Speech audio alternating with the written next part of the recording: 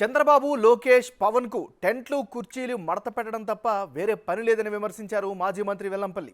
సొంత అన్నను మోసం చేసిన వ్యక్తి బుద్దా వెంకన్న అని మండిపడ్డారు. మళ్ళీ సీఎంగా జగనే ప్రమాణ స్వీకారం చేస్తారు అంటున్న వెల్లంపల్లితో మా ప్రతినిధి శివ ఫేస్ టు ఫేస్. ప్రస్తుతం ఆంధ్రప్రదేశ్లో పొలిటికల్ హీట్ అయితే కొనసాగుతూ ఉంది. హీట్లో భాగంగా ముఖ్యమంత్రి జగన్మోహన్ రెడ్డి 2 రోజుల క్రితం కూడా వైసీపీ కార్యకర్తలు, వాలంటీర్లు షర్ట్లు మడతాలని చెప్పి కూడా కామెంట్ చేశారు. దీనికి ప్రతిగా టీడీపీ నేతలు కూడా కుర్చీలు మడతేస్తారని చెప్పన్నారు. దీనికి సంబంధించి మాజీ మంత్రి వెల్లంపల్లి గారు ఉన్నారు. సార్, కుర్చీలు మడతేస్తారు కార్యకర్తలు, టీడీపీ నేతలు అన్నారు. దీన్ని ఏ రకంగా చూడాలి? అదే కుర్చీలు వాళ్ళు మడత వేసే టైం వచ్చేసింది. ఎందుకంటే ఆంధ్ర రాష్ట్రంలో ఉన్న కుర్చీలన్నీ వాళ్ళకి మడత పెట్టేసి వాళ్ళని హైదరాబాద్ పంపించేస్తారు. లోకేష్ నిన్ను, అదేవిధంగా చంద్రబాబుని, పవన్ కళ్యాణ్ని ముగ్గురిని కూడా మడతకు పెట్టి హైదరాబాద్ పడేస్తారు. ఎందుకంటే వాళ్ళకి ఆంధ్ర రాష్ట్రానికి సంబంధించిన వ్యక్తులు కాదు. వాళ్ళు తెలంగాణలో ఉంటూ ఆంధ్ర రాష్ట్రంలో రాజకీయం చేసుకునేవాళ్ళు. వీళ్ళకి కుర్చీలు మడతేయడం, షామేలు తీసేయడం, కార్పెట్లు తొడడం తప్ప వీళ్ళకి వేరే పని ఏం లేదు. వీళ్ళకి నారా లోకేష్కి ఏం పని ఉంది?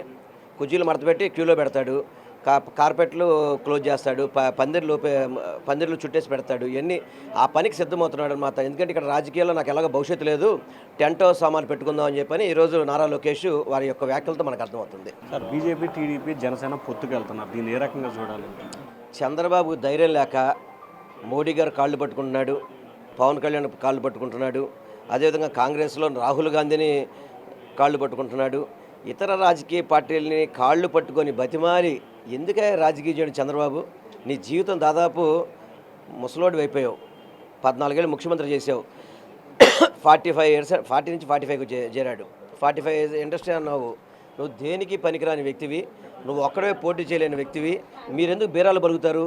మీరు జగన్మోహన్ రెడ్డి గారిని ఎదుర్కొనే దమ్ము లేదు, ధైర్యం లేదు. అందుకే ఎన్ని పార్టీలు పొత్తు పెట్టుకుంటున్నారు. ఎన్ని పార్టీలు పొత్తు పెట్టుకున్నా కానీ ఇక్కడ అల్టిమేట్గా ఆంధ్ర రాష్ట్రంలో గెలిచేది జగన్మోహన్ రెడ్డి గారు. 175 గెలిస్తే మళ్ళీ ముఖ్యమంత్రి ప్రమాణ స్వీకారం చేసేది జగన్మోహన్ రెడ్డి గారు.